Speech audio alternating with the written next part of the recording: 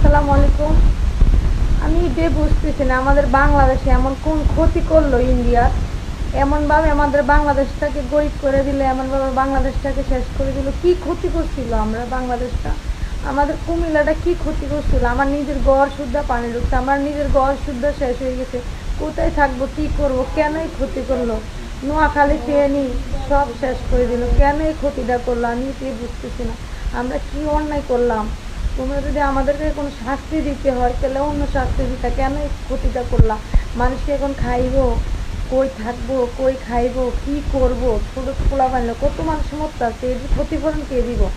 এগুলো কে করব? ভারত কেন আমাদেরকে এত ক্ষতি করলা? ভারতের বিচার কি আল্লাহ করবে না?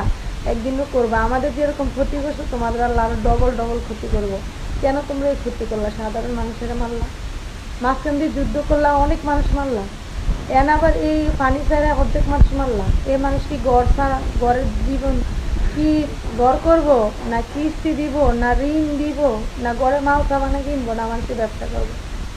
আমাদের বাংলাদেশটাকে এইভাবে শেষ করে দিলাম।